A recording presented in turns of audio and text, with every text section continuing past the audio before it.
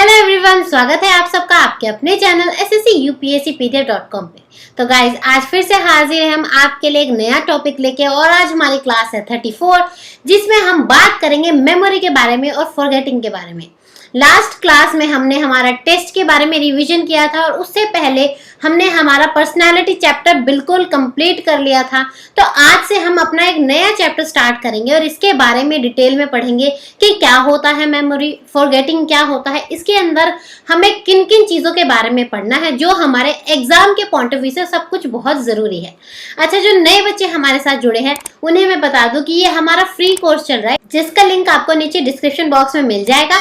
अब वहां से जाके सारी डिटेल्स ले सकते हैं कि हम आपको इस फ्री कोर्स के अंदर क्या क्या चीजें प्रोवाइड करेंगे। ठीक है, तो आप दिए गए व्हाट्सएप के नंबर पे व्हाट्सएप कीजिएगा हमें, हम आपको अपने साथ एनरोल कर लेंगे और फिर साथ में आपको सारी प्रैक्टिस कराएंगे, सारी रेगुलर अपडेट्स आपको वहीं से मिलेगी। ठीक है, तो चलिए स्टार्ट करते हैं आज का सेशन और बात करते हैं मेमोरी और फॉरगेटिंग के बारे में, यानी कि क्या होता है स्मृति और क्या होता है भूल।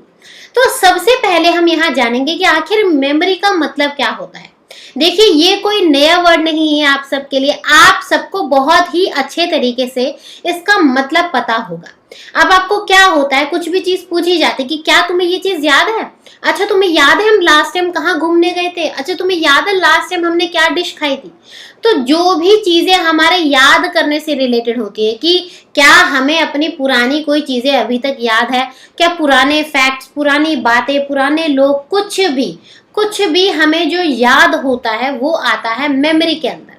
अब जैसे मैंने आपको क्या बताया कि मेमोरी के अंदर आपको प्लेसेस के बारे में भी याद हो सकता है, आपको इसके अंदर फैक्ट्स के बारे में भी याद हो सकता है, आपको इसके अंदर एक्सपीरियंस भी आते हैं आपके, आप जो अपना स्टडी करते हैं, आपके जो सब्जेक्ट्स आते हैं, ये सब भी आता है। मतलब कि हर एक चीज़ जो आप याद रखते हैं वो आती है मेमोरी के अंदर, यानी कि स्मृति के अंदर, कि आपको क्या क्या चीज़ें याद हैं। ठीक है, मेमोरी का मतलब बहुत क्लियर है। अच्छा, ये जो चैप्टर है ना, ये बहुत इजी है, हल्का सा भी ये डिफिकल्ट नहीं है, बहुत ही लिमिटेड चीज़ें हैं इसमें पढ़ने के लिए, तो आपको बहुत ही इजीली से ये चैप्टर कवर हो जाएगा। प्लस एक ही क्लास का चैप्टर है, आज की क्लास में हमारा ये चैप्टर आराम से खत्म हो जाएगा और आपको एक एक कॉन्सेप्ट अच्छे से समझ भी आ जाएगा, ये मेरी गारंटी है, क्योंकि मैं समझाऊंगी आपको बेसिक तरीके से, एकदम ग्राउंड लेवल से, आपके डेली एग्जाम्पल से आपको रिलेट करके, ताकि आप इजिली सारे कॉन्सेप्ट को समझ सके। ठीक है, तो मेमोरी का मतलब क्लियर है, कोई टफ नहीं है, सबको पता है मेमोरी, भाई तेरी मेमोरी बड़ी कमजोर है, क्या बात है तुझे कुछ याद नहीं रहता। तो कुछ नया टर्म नहीं है आपके लिए, सब बेसिक सा है। ठीक है, आगे बढ़े यहाँ पर। अब अगला आता है कि मेमोरी के अंदर कौन कौन से एलिमेंट शामिल होते हैं, यानी कि स्मृति के अंदर कौन से तत्व है जो मेमोरी को बनाते हैं। तो सबसे पहले आपको याद रखना है कि मेमोरी के अंदर 4 एलिमेंट होते हैं। ठीक है, देखिए, पहला तो होता है आपका लर्निंग, दूसरा होता है रिटेंशन, तीसरा होता है रिकॉल एंड चौथा होता है रिकॉग्निशन। अब सबसे पहले क्या है, अगर आपको कोई भी चीज याद रखनी है, ठीक है, आपकी मेमोरी के अंदर अगर कोई चीज हो तो सबसे पहले आपको उसे याद करना पड़ेगा। अगर आपने कोई चीज लर्न ही नहीं करी तो वो आपकी मेमोरी के अंदर कैसे जाएगी। आपने जब तक कोई चीज एक्सपीरियंस ही नहीं करी, कोई बुक ही नहीं पढ़ी, कोई रेसिपी आपने बनानी सीखी ही नहीं, कोई गेम आपने खेलना सीखा ही नहीं, तो आप उसको फिर मेमोरी के अंदर कैसे ले आएंगे। तो सबसे पहले जो सबसे बेसिक प्राइमरी नीड है मेमोरी के लिए वो होती है लर्निंग। तो सबसे पहले आपको क्या चीज जरूरी है किसी भी चीज को अपनी मेमोरी में रखने के लिए, वो चीज है लर्निंग। कि आप सबसे पहले किसी भी चीज को याद करेंगे, उसी के बाद आपकी वो कॉन्सेप्ट, वो नॉलेज आपकी मेमोरी के अंदर स्टोर हो सकती है। ठीक है, क्लियर है। दूसरा होता है रिटेंशन।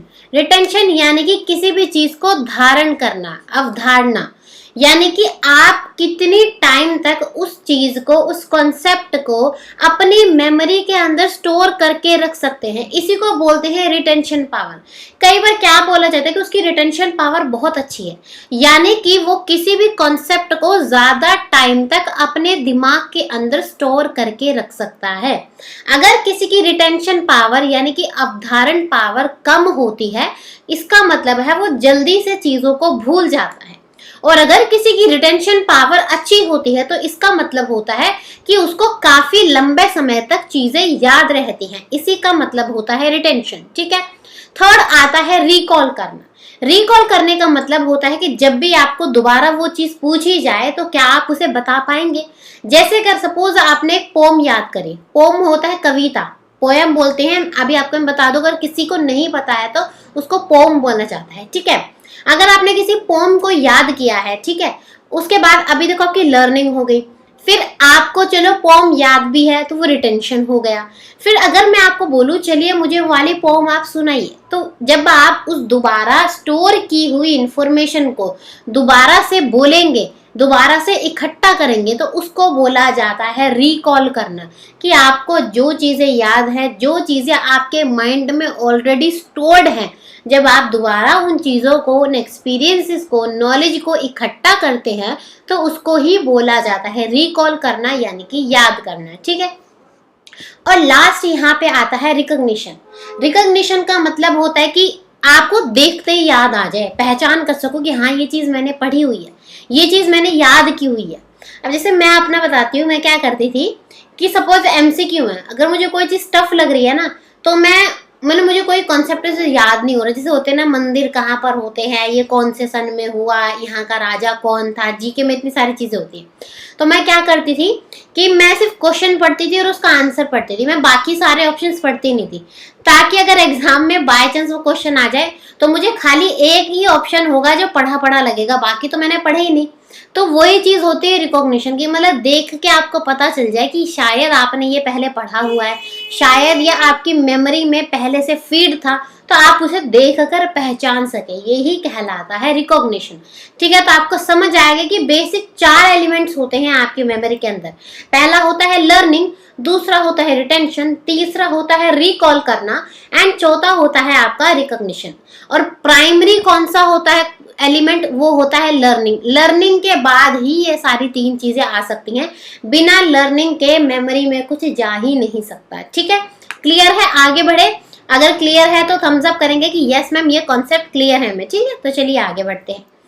अब बात करते हैं कि मेमोरी के अंदर चीजें स्टोर किस तरीके से होती हैं। चलो आपने लर्न करा, लेकिन क्या है स्टेजेस जिसके तहत लर्निंग या मेमोरी काम करती है, ठीक है।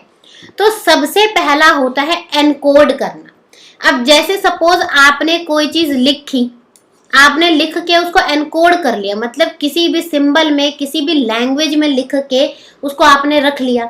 या फिर जैसे आपने कोई ऑडियो रिकॉर्ड कर लिया, आपने फोटो रिकॉर्ड कर ली, तो आपने क्या करा, अपने एक्सपीरियंस को या फिर अपनी नॉलेज को किसी भी सिंबल्स के अंदर स्टोर करके रख लिया। सेम इसी तरीके से हमारा माइंड भी काम करता है। सपोज हमने कोई पिक्चर देखी, ठीक है, मूवी देखी हमने, ठीक है, हमने देखी तारे जमीन पर, तो मुझे ना तारे जमीन पर का एक जो सीन है वो हमेशा याद रहता है कि जो दर्शील था, जो बच्चा था जिसने एक्टिंग करी थी, वैसे डेस्क पे ना यूं करके लेटा रहता है। तो मेरे माइंड में ना वो चीज एक फिक्स हो गई, एक सिंबल की तरीके से मैंने उस नॉलेज को अपने माइंड में फिक्स कर लिया। तो यही चीज कहलाती है एनकोड करना, मतलब किसी भी फॉर्म में, किसी सिंबल के थ्रू, किसी इमेज के थ्रू, या फिर कई बार हमारे माइंड में गाने ही चलते रहते, पूरा का पूरा म्यूजिक चलता रहता है, किसी भी फॉर्म में अपने माइंड में चीजों को ले लेना, अपनी मेमोरी में चीजों को ले लेना, ये चीज कहलाता है एनकोड करना, ठीक है। इसके बाद आता है स्टोर करना। आपने चलो नोट्स भी बना लिए, लेकिन नोट्स को कहाँ रखते हैं, एक नोटबुक में कंपाइल करके रखते हैं, या फिर जैसे आपने बहुत सारी फोटोज ले लिए, तो आप क्या करेंगे, उनको स्टोर करके रख लेंगे, या फिर जैसे पेन ड्राइव में स्टोर कर लेंगे, एसडी कार्ड में स्टोर कर लेंगे, हार्ड डिस्क में स्टोर कर लेंगे, कहीं पर भी। तो यहाँ पर क्या होता है कि पहले आपने कोई भी चीज अपने माइंड में, किसी भी सिंबल में, किसी भी लैंग्वेज में, किसी भी ऑडियो में स्टोर कर ली, ठीक है, ले ली, लेकिन उसके बाद आप उसको स्टोर करके रखते हैं अपने माइंड में। इसी को बोलते हैं स्टोर करना, यानी कि संरक्षण करना, किसी भी चीज का, अपनी मेमोरी का संरक्षण करना, ठीक है। तीसरा आता है रिट्रीव करना। रिट्रीव का मतलब होता है कि आपको जब भी बोला जाए तो आप उस नॉलेज का यूज कर सके दोबारा से, ठीक है। सपोज आपने एक गाना सुना, ठीक है, आपने उस गाने को पूरा म्यूजिक की फॉर्म में अपने माइंड में स्टोर कर लिया, ठीक है, वो स्टोर हो गया। लेकिन अगर मैं बोलूँ चलो वो वाला गाना सुनाओ, तो आप जब वो वाला गाना दोबारा से मुझे सुनाएंगे, उसी को बोला जाता है रिट्रीव करना। यानी कि जो चीजें आपने कैप्चर करी हैं, जो चीजें आपने स्टोर करी हैं, दोबारा से उनके ऊपर रिविजिट करना, यानी कि दोबारा से उन चीजों को इस्तेमाल में लाना, दोबारा से उन चीजों को याद करके, जहां पर भी आपको सपोज एग्जाम देना है, एग्जाम में आपने अपना क्वेश्चन पेपर लिखा, तो वही कहलाता है रिट्रीव करना, कि आपके माइंड के अंदर जितनी भी नॉलेज स्टोर थी, जितने भी कॉन्सेप्ट आपने याद करे थे, वो एग्जाम पेपर में जाके आपने लिख दिए, तो वहां पर आपने रिट्रीव कर दिया उस चीज को। ठीक है, क्लियर है आपको? 3 डिस्टिंक्ट स्टेजेस होती हैं मेमोरी की, अलग अलग चरण होते हैं मेमोरी के, यानी कि याद रखने के। पहला होता है एनकोड करना, दूसरा होता है स्टोर करना, एंड तीसरा होता है रिट्रीव करना। ठीक है, आगे बढ़े, यहां तक कोई डाउट? अगर डाउट है तो पूछ लेंगे, ठीक है। चलिए अब हम जानेंगे कि क्या होते हैं टाइप्स ऑफ मेमोरी। मेमोरी भी अलग अलग प्रकार की होती है, आप अलग अलग तरीकों से चीजों को अपने माइंड में याद करके रखते हैं। तो कितने प्रकार की मेमोरी होती है? सबसे पहले जो मेन क्लासिफिकेशन है वो सिर्फ 3 होते हैं, बाकी जो है सब पार्ट्स होते हैं। ठीक है, जैसे सबसे पहले यहाँ पर है सेंसरी मेमोरी। सेंसरी मेमोरी यानी कि जो चीजें आपने अपने सेंस ऑर्गन्स के थ्रू स्टोर करके रखी है। जैसे क्या होता है, आपने ना लाइट ऑन कर रखी है, ठीक है, आप बहुत देर तक उस लाइट को देखते हैं, और जैसे ही आप लाइट बंद करेंगे ना, तो थोड़े टाइम तक, कुछ 3-4 सेकंड तक आपको ऐसा लगेगा जैसे बल्ब जल रहा है, आंखों में ना वो रोशनी रह जाती है बल्ब की, उसी को बोला जाता है सेंसरी मेमोरी। ये फ्यू सेकंड्स की होती है, जस्ट 3 या 4 सेकंड, इससे ऊपर की नहीं होती है। जब आपको कोई चीज 3 या 4 सेकंड तक याद रहे, या फिर सपोज आपने कोई ट्यून सुनी, ठीक है, कोई धुन सुनी, तो आपको 3-4 सेकंड तक ऐसे लगेगा नहीं नहीं मेरे कानों में बज रही है। जैसे गली से बांसुरी वाले गुजरते हैं ना, तो 3-4 सेकंड तक ऐसे लगता है नहीं अभी तक कानों में बज रही है। तो यही एग्जांपल है सेंसरी मेमोरी के। जब कोई भी इंफॉर्मेशन आपके सेंस ऑर्गन्स के थ्रू आपके अंदर 3 से लेकर महज 4 सेकंड तक स्टोर होके रह जाती है, उसको हम बोलते हैं सेंसरी मेमोरी। ठीक है, नेक्स्ट आती है short term memory. Short term memory यानी कि थोड़े से टाइम के लिए याद रखना। इसका जो पीरियड होता है वो 20 सेकंड्स तक का होता है औसत। अब कैसे, सपोज आपको एक फ्रेंड ने आपका नंबर बताया 9815674735, ठीक है, तो आप इसको क्या करेंगे, फटाफट ना पढ़ेंगे 9815674735। आप इसको इतना रिपीट करेंगे कि आपको ना 10 से 15 या फिर 20 सेकंड तक ये नंबर याद रह जाएगा, लेकिन आप बाद में इसको भूल जाएंगे। इसी को बोलते हैं शॉर्ट टर्म मेमोरी, यानी कि महज थोड़े से टाइम के लिए, लगभग 20 सेकंड तक के टाइम के लिए अगर आपको कोई चीज याद रहती है तो उसको हम बोलते हैं शॉर्ट टर्म मेमोरी। और अगर आप इस चीज को या फिर कॉन्सेप्ट को अगर आप दोबारा रिवाइज नहीं करते हैं, अगर आप दोबारा प्रैक्टिस नहीं करते हैं, तो आप उसे भूल जाएंगे, इसलिए हम उसे बोलते हैं शॉर्ट टर्म मेमोरी। लेकिन अगर आप बार बार उसी चीज को रिवाइज करते रहे, प्रैक्टिस करते रहे, रिवाइज करते रहे, प्रैक्टिस करते रहे, तो वही चीज आगे चल के बन जाती है लॉन्ग टर्म मेमोरी, यानी कि कोई चीज आपको बहुत लंबे टाइम तक याद है। अब सपोज आपने कोई नया नंबर लिया, कुछ टाइम ऐसा होगा कि आप पढ़ोगे तो आपको थोड़े से सेकंड्स के लिए याद रहेगा, लेकिन जब आप रोज उसे याद करोगे, रोज पढ़ोगे, रोज प्रैक्टिस करोगे, तो वो नंबर आपके माइंड में परमानेंटली फीड हो जाएगा। मतलब आपको नहीं पता वो कितने टाइम तक आपको याद रहेगा, इनडेफिनेट टाइम तक, मतलब कि कोई टाइम लिमिट नहीं होती उसकी। ठीक है, जब आपको कोई चीज इनडेफिनेट टाइम तक आपके माइंड के अंदर स्टोर रहती है तो उसी को हम बोलते हैं लॉन्ग टर्म मेमोरी। ठीक है, अब लॉन्ग टर्म कैसी होती है मैंने क्या बताया, जब आप रिवीजन करते हैं, जब प्रैक्टिस करते हैं, ड्रिल एक्सरसाइजेस करते हैं, तो उसके बाद जो भी इंफॉर्मेशन है वो आपके माइंड में बहुत ज्यादा लंबे टाइम तक स्टोर हो जाती है, और उसी को हम बोलते हैं लॉन्ग टर्म मेमोरी। ठीक है, क्लियर है आपको? बेसिक 3 होते हैं क्लासिफिकेशंस, पहला सेंसरी मेमोरी, दूसरा शॉर्ट टर्म मेमोरी, एंड तीसरा होता है आपका लॉन्ग टर्म मेमोरी। इसके बाद हमने लॉन्ग टर्म मेमोरी को भी और 2 पार्ट में डिवाइड करते हैं। पहला होता है एक्सप्लिसिट मेमोरी एंड दूसरा होता है इम्प्लिसिट मेमोरी। देखिए ध्यान से समझिए क्या होता है। एक्सप्लिसिट मेमोरी वो होता है जिसको आपको याद करने के लिए बहुत ज़्यादा मेहनत करनी पड़ती है। जैसे कि आप जो भी चीज़ें पढ़ते हैं, आप जैसे मुझसे पढ़ रहे हैं, जो सारे कॉन्सेप्ट है आप उसको जानबूझ के कॉन्शियसली याद करना चाहते हैं, तो ये एक्सप्लिसिट मेमोरी के अंदर आएगा। आपने कोई चीज़ खाना बनाना सीखी, तो आप चाहते हैं कि मैं चाहती हूँ मुझे गाजर का हलवा बनाना आए, तो आप कॉन्शियसली जानबूझ के वहां पर किसी भी चीज को सीखने की, याद करने की कोशिश कर रहे हैं, तो वो ही कहलाती है एक्सप्लिसिट मेमोरी। और दूसरी होती है इम्प्लिसिट मेमोरी। इम्प्लिसिट यानी कि जहां पर चीजें आपको अपने आप याद हो जाती है। जैसे को सपोज कोई गाना चल रहा है, आप सुनते सुनते एकदम मस्ती में गुनगुना रहे हो उसे, तो आपको वो चीज अपने आप याद हो जाएगी। आप कभी भी इम्प्लिसिट मेमोरी को जानबूझ के याद नहीं करते, आपको अनकॉन्शियसली याद हो जाती है। ठीक है, तो एक्सप्लिसिट और इम्प्लिसिट में डिफरेंस क्लियर है। एक्सप्लिसिट जिसे आप जानबूझ के यानी कि कॉन्शियसली याद करते हैं, और इम्प्लिसिट वो होती है जिसे आप अनकॉन्शियसली यानी कि बिना किसी एफर्ट के, बिना किसी मेहनत के जो चीज़ आपको याद हो जाती है वो कहलाती है इम्प्लिसिट मेमोरी। ठीक है, क्लियर है। अब यहाँ पर देखिए, एक्सप्लिसिट मेमोरी को भी 4 हिस्सों में बांटा हुआ है। ठीक है, सिमेंटिक मेमोरी के अंदर आते हैं जब आप कोई वर्ड्स याद करते हैं, आप कोई फ्रेज याद करते हैं, आप कोई फैक्ट्स याद करते हैं। बेसिकली आप जो भी चीज़ें पढ़ते हैं अपनी स्टडी के अंदर, वो सारी चीज़ें आपकी सिमेंटिक मेमोरी के अंदर आती हैं। तो जहाँ पर भी आप वर्ड्स को, फ्रेजेस को, फैक्ट्स को, किसी भी बेसिक चीज़ को पढ़ के याद कर रहे हैं, वो सब आपका आएगा सिमेंटिक मेमोरी में। दूसरा होता है एपिसोडिक मेमोरी। एपिसोडिक मेमोरी यानी कि जहां पर आप चीज़ों के एक्सपीरियंस को या फिर कोई भी एपिसोड, कोई भी कहानी की तरह किसी भी चीज़ को समझ के याद करते हैं। अब देखिए, मैं आपको एग्जांपल से समझाती हूँ। आपने न्यूज़पेपर में एक जगह पढ़ा है कि उत्तर प्रदेश में 20 लोगों की जहरीली शराब पीने की वजह से मौत हो गई। ठीक है, तो यहाँ पर आप क्या करेंगे, पूरी न्यूज को पढ़ेंगे कहानी की तरह, और आपको कहानी की तरह पूरी न्यूज याद रह जाएगी। तो आपको जो पूरी कहानी की तरह एक न्यूज याद रहेगी, वो क्या कहलाएगा, आपका एपिसोडिक मेमोरी। लेकिन जब आप ये चीज पढ़ते हैं कि जहरीली शराब पीने की वजह से मौत हो सकती है, तो ये क्या है, ये एक फैक्ट है।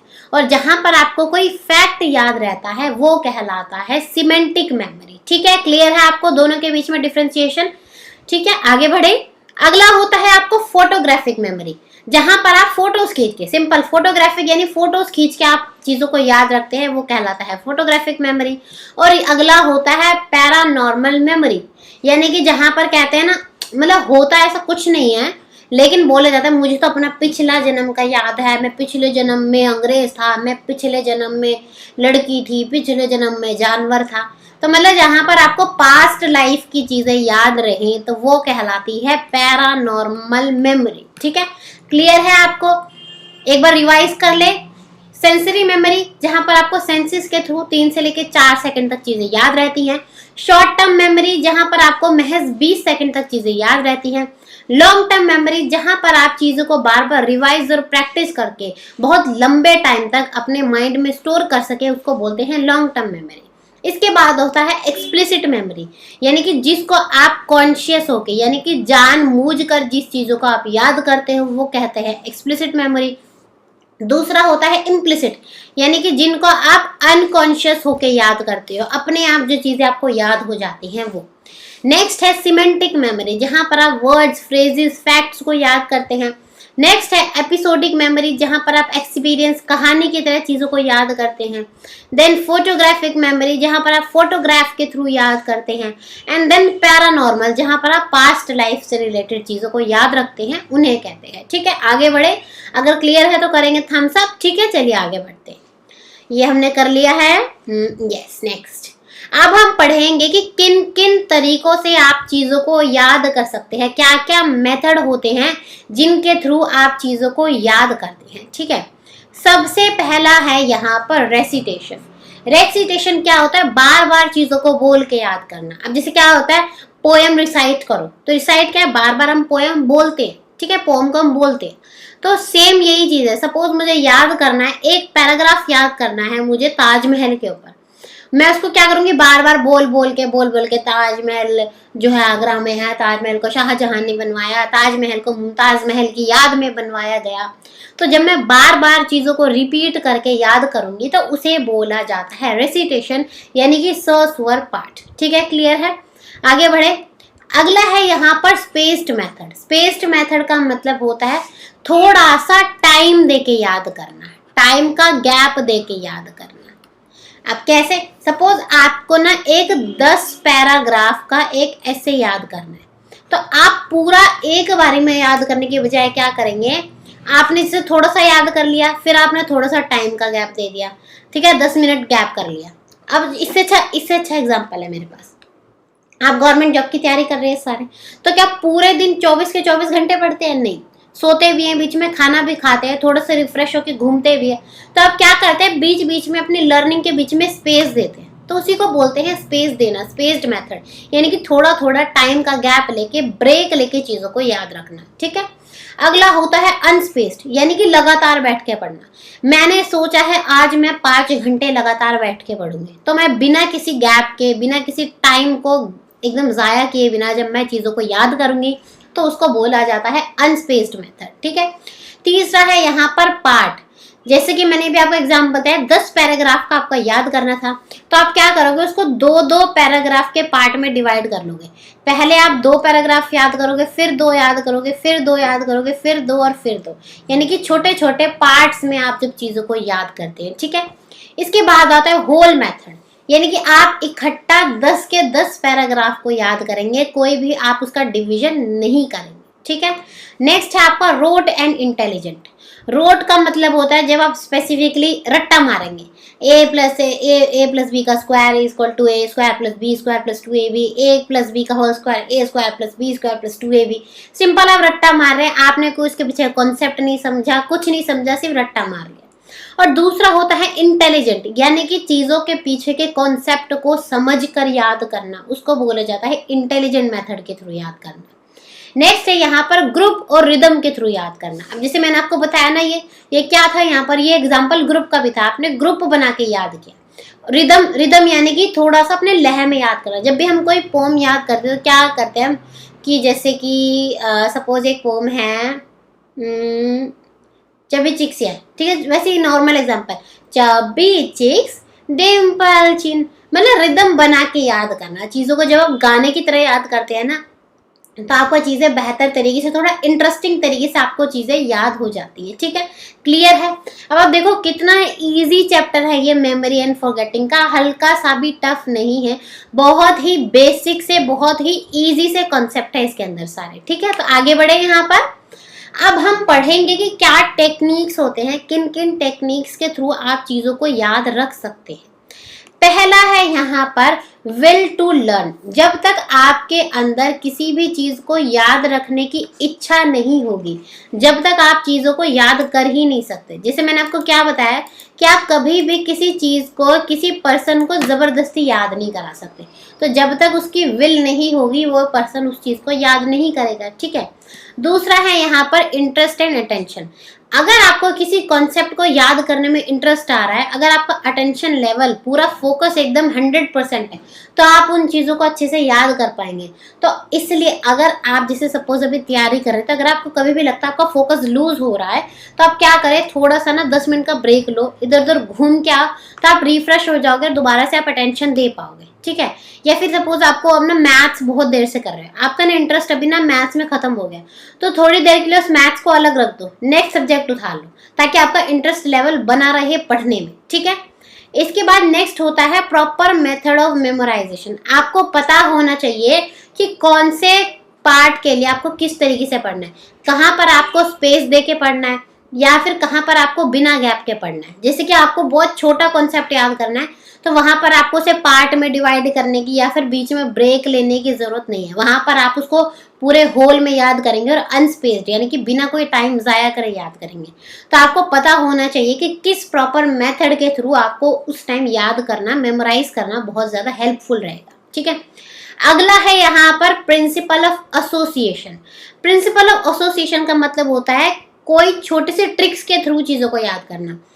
आपको पता है कि हम जब भी एग्जाम जाते हैं, हम उसमें ट्रिक्स के थ्रू चीजों को याद रखते हैं। जैसे कि यहाँ पर देखिए आप, क्या है आइडियल, आई से क्या है यहाँ पर आइडेंटिफाई, अगर दिख नहीं रहा हो तो इसलिए मैं लिख रही हूँ। डी से है यहाँ पर डिफाइन, ई से है एक्सप्लोर, ए से है एक्शन एंड एल से है लुक बैक। ये हमारे साइकोलॉजी में कॉन्सेप्ट होता है, मैं आगे जाके आपको इसके बारे में पढ़ाऊंगी। आपको ना एक पूरा सीरीज याद रखना है। तो मैंने क्या करा, इसके ना फर्स्ट जो वर्ड्स हैं इनको ले लिया और इससे क्या बना, आइडल। तो मुझे आइडल से ना पूरा याद रहेगा, आई से आइडेंटिफाई, डी से डिफाइन, ई से एक्सप्लोर, ए से एक्शन या फिर एल से लुक बैक। तो मुझे क्या हुआ, मैंने चीजों को एसोसिएट कर लिया, एक वर्ड से मैंने कोई पूरा अपना सीरीज याद रख लिया। इसी को बोलते हैं प्रिंसिपल ऑफ एसोसिएशन। अब जैसे कि आप विबग्योर बोलते हैं, विबग्योर कि आपके कितने कलर्स होते हैं आपके रेनबो में, तो आप क्या बोलते हैं, विबग्योर। वी से वायलेट, आई से इंडिगो, बी से ब्लू, जी से ग्रीन, वाई से येलो, ओ से ऑरेंज एंड आर से रेड। तो आपने क्या हुआ, एसोसिएट करके बहुत सारी चीजों को याद कर ले छोटे तरीके से, यही कहलाता है प्रिंसिपल ऑफ एसोसिएशन। ठीक है, आगे बढ़े। नेक्स्ट है यहाँ पर चंकिंग।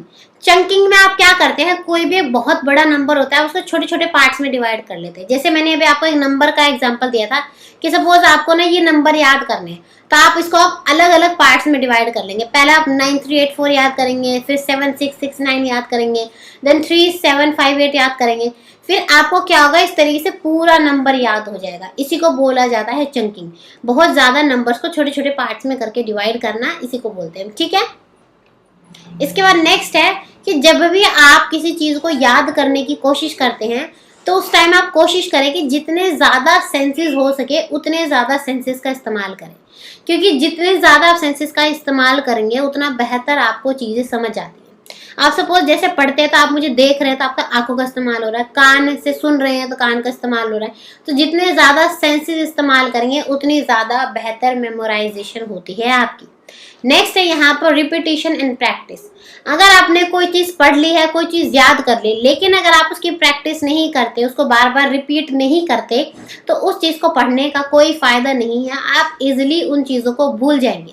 इसलिए अगर आपको कोई चीज बेहतर तरीके से याद करनी है, अगर आपको जैसे आपने ये क्लासेस देख लिया लेकिन आपको अपने नोट्स को बार बार रिवाइज करना है, इन क्लासेस के बार बार गो थ्रू करना है ताकि आपके कॉन्सेप्ट बिल्कुल अप टू डेट आपके माइंड के अंदर रहे। ठीक है, लास्ट है यहाँ पर प्रॉपर एनवायरनमेंट।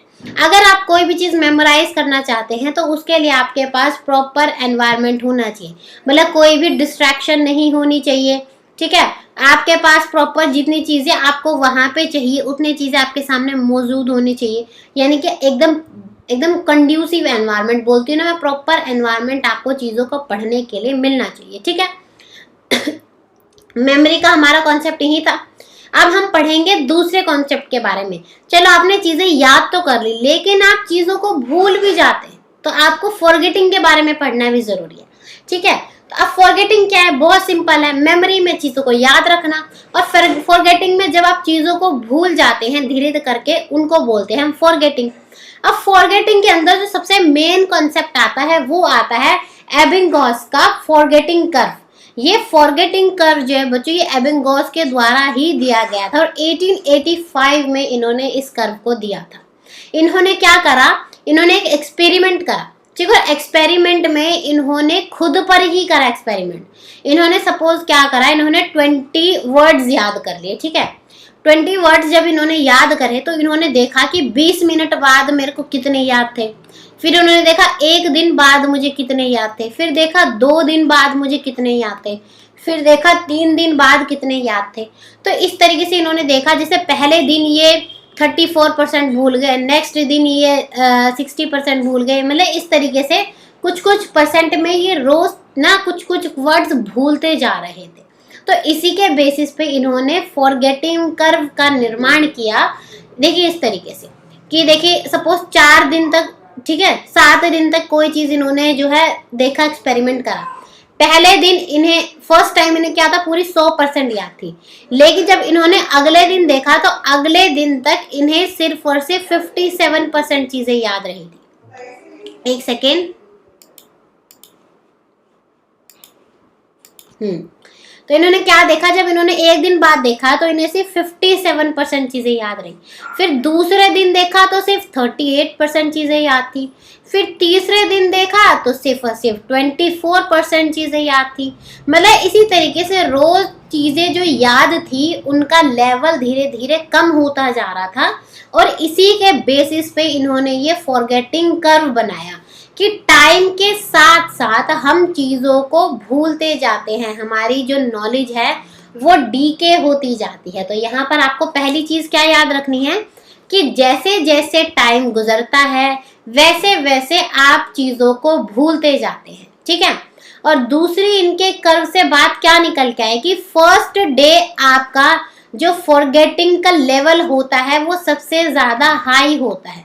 देखो पहले दिन ये कम से कम 30-40% से ज़्यादा चीज़ें भूल गए, लेकिन जैसे जैसे टाइम गुजरता गया वैसे वैसे फॉरगेटिंग का जो लेवल है वो डिक्रीज होता जाता है, ठीक है। तो दो चीज़ें आपको क्या यहाँ से समझने के लिए मिली कि जैसे जैसे टाइम गुजरेगा वैसे वैसे आप चीज़ें भूलते जाएंगे, और दूसरा ये कि शुरुआत में आपकी भूलने की स्पीड बहुत तेज़ होती है, लेकिन टाइम जैसे जैसे गुजरता है आपकी भूलने की स्पीड कम होती जाती है। आप सेम स्पीड से नहीं भूलते हैं किसी भी कॉन्सेप्ट को, ठीक है। तो यही है एबिंगहॉस का फॉरगेटिंग कर्व। इजी है, कोई माइंड में ये मत रखना रे फॉरगेटिंग कर्व है, कर्व कैसे बनेगा, क्या होगा, तो कंफ्यूजन नहीं रखनी है, ठीक है। इसके बाद हमारी दो थ्योरीज भी आती हैं इसके अंदर कि फॉरगेटिंग की क्या थ्योरी होती है। तो सबसे पहली होती है हमारी trace decay theory. Trace decay जो है सेम है, जैसे जैसे टाइम गुजरता है वैसे वैसे आपकी नॉलेज डीके होने लगती है, यानी कि आप समय के साथ साथ चीज़ों को भूलना शुरू कर देते हैं। इसी को कहते हैं ट्रेस डीके थ्योरी। इजी सा मतलब है, ज़्यादा इसमें घुसने की ज़रूरत नहीं है, बहुत ज़्यादा कन्फ्यूजन हो जाती है ज़्यादा थ्योरीज के अंदर घुसते हैं। तो ट्रेस डीके यानी कि समय के साथ साथ चीज़ों को भूलना, बस इससे ज़्यादा कुछ नहीं याद रखना। नेक्स्ट है यहाँ पर the interference theory. The interference theory क्या होता है, देखो इंटरफेरेंस से क्या वर्ड निकला यहाँ पर, इंटरफेयर, यानी कि जब कोई चीज़ इंटरफेयर करे कि भाई तुम मेरे मामले में इंटरफेयर मत करो, तुम बीच में मत बोला करो मेरे मामले में, तो ये चीज़ उसी से मिलके बनी है। कि सपोज आपको कुछ चीज़ें याद हैं, आपकी अगर पास्ट नॉलेज आपको आपकी प्रेजेंट नॉलेज को याद रखने में इंटरफेयर करे तो वहाँ पर आपको फॉरगेटिंग हो सकती है, यानी वहाँ पर आप चीज़ें भूल सकते हो। या फिर आपकी प्रेजेंट नॉलेज आपको पास्ट चीज़ें याद रखने में अगर परेशानी साबित करे तो वहाँ पर भी इंटरफेरेंस होती है, वहाँ पर भी आप चीज़ें भूल सकते हैं। तो बेसिकली इंटरफेयर में क्या हुआ, जब आपकी प्रेजेंट या फिर पास्ट नॉलेज की वजह से कोई भी आपको चीज़ याद रखने में परेशानी हो रही है, आप चीज़ों को भूल रहे हैं, उसी को बोलते हैं इंटरफेरेंस थ्योरी। अब देखो इंटरफेरेंस के अंदर दो थ्योरी आती है, एक होती है प्रोएक्टिव इंटरफेरेंस और दूसरी होती है रेट्रोएक्टिव। प्रोएक्टिव में क्या होता है, आपकी जो पास्ट की नॉलेज होती है वो प्रेजेंट की नॉलेज को याद रखने में प्रॉब्लम साबित होती है। अब जैसे कि सपोज मैं आपको बताऊं कि आपने कुछ फॉर्मूलेज याद करे हैं इकोनॉमिक्स में, और सेम आपको मैं थोड़ा सा कन्वर्ट करके वही फॉर्मूले को मैथ्स में करो, तो आपका क्या होगा, पास्ट नॉलेज आपकी प्रेजेंट नॉलेज को याद रखने में थोड़ा आपके लिए प्रॉब्लम साबित होगी। आप पास्ट की नॉलेज की वजह से प्रेजेंट की नॉलेज भूल जाएंगे, ठीक है। और इससे बिल्कुल ही अपोजिट होता है रेट्रोएक्टिव, यानी कि जब आपने प्रेजेंट में कोई चीज़ याद करी तो उसकी वजह से आप पास्ट की कोई नॉलेज भूल जाए। जैसे सपोज कीजिए कि आपने जो है एक क्वेश्चन मुझसे सीखा, ठीक है, तो आपको वो चीज़ याद है, लेकिन अगर आप सेम वही मैथ्स का क्वेश्चन किसी और से करना सीख ले तो शायद ये हो सकता है कि आपको जो है नया वाला मेथड ज़्यादा अच्छा लगा, आपने नया मेथड से सीख लिया, तो उसकी वजह से क्या होगा, आपको जो मैंने पास्ट में मेथड सिखाया था ना वो आपको याद नहीं रहेगा। तो क्या हुआ, आपके प्रेजेंट नॉलेज की वजह से आप अपने पास्ट की नॉलेज को भूल गए। सिंपल सा कॉन्सेप्ट। प्रोएक्टिव पास्ट की वजह से प्रेजेंट भूल जाना, रेट्रोएक्टिव प्रेजेंट की वजह से पास्ट भूल जाना, बस सिंपल, ठीक है, क्लियर है। मेमोरी एंड फॉरगेटिंग का कॉन्सेप्ट हमारा यही तक था, इससे ज़्यादा आपको और कुछ एग्जाम में नहीं पूछा जाएगा, चाहे आप पीआरटी लेवल का एग्जाम ही क्यों ना दे रहे हो, ठीक है। अब हम बात करते हैं छोटे से अपने क्वेश्चन आंसर राउंड की, जो कि हम एज यूजुअल रखते हैं, जहाँ पर मैं आपसे कुछ क्वेश्चंस पूछती हूँ और आप देते हैं कमेंट बॉक्स में उनके जवाब, ठीक है। तो चलिए आंसर करेंगे कुछ क्वेश्चंस को। फर्स्ट क्वेश्चन है आपके लिए कि short term memory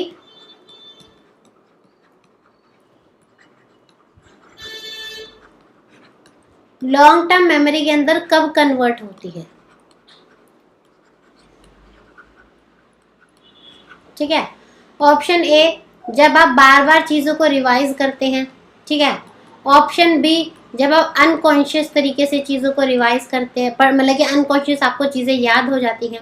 option C जब आप कॉन्शियस तरीके से करते हैं, या फिर ऑप्शन डी जब आप सेंस के थ्रू चीज़ों को याद करते हैं। ठीक है, कब आपकी short term memory long term में कन्वर्ट हो जाती है। क्वेश्चन नंबर 2, जो अर्थ है वो थर्ड प्लैनेट है। ठीक है, आपको पता है सोलर सिस्टम में ये एक बच्चे को क्वेश्चन पूछा गया, आपको बोलना है येस और नो कि जो अर्थ है वो थर्ड प्लैनेट होता है हमारे सोलर सिस्टम में। तो बच्चा इस जब प्रकार के क्वेश्चन का आंसर करता है तो वहां पर कौन सी मेमोरी का यूज हो रहा है, episodic memory, implicit memory, semantic memory, या फिर प्रोसीजरल मेमोरी। ठीक है, आंसर करेंगे कमेंट बॉक्स के अंदर। क्वेश्चन नंबर 3, कौन सी मेमोरी के अंदर इंफॉर्मेशन बहुत ज्यादा इनडेफिनेट टाइम तक आप स्टोर करके रख सकते हैं। Option A sensory, option B short term, option C long term and option D implicit. ठीक है, question number 4, the processing of information in memory system, इसको आप क्या बोलते हैं बताएंगे। A encoding, B store, C retrieval, D recall. ठीक है, इसके बाद एबिंगोस का जो फॉरगेटिंग कर्व है, इसके ऑप्शन नहीं मिलेंगे आपको। एबिंगोस का जो फॉरगेटिंग कर्व है उसको कौन से ईयर के अंदर इन्होंने बनाया था। ठीक है, आप इसका आंसर करेंगे कमेंट बॉक्स में। ओके, आज के लिए आपके लिए ये 5 क्वेश्चन, इन सब के आंसर करेंगे आप मुझे, और फिर मैं देखूंगी कितने बच्चों के आंसर सही हैं और कितनों के गलत है। अगर आपके गलत है तो आपको वो एक्सप्लेन कर दी जाएगी। ठीक है, तो चलिए बच्चों, अब मिलेंगे अगली क्लास में और पढ़ेंगे नेक्स्ट चैप्टर के बारे में। तब तक के लिए अगर आपको हमारी क्लास पसंद आई हो तो लाइक जरूर करें, शेयर करें, डू कमेंट कि आपको क्या अच्छा लगा। ठीक है, और अपने सारे दोस्तों को, रिलेटिव को जरूर इस चैनल को बोलिए सब्सक्राइब करने के लिए, जो इनसे रिलेट करते हैं, ताकि वो भी हमसे आके पढ़े फ्री ऑफ कॉस्ट। तो चलिए, तब तक के लिए thank you and good bye.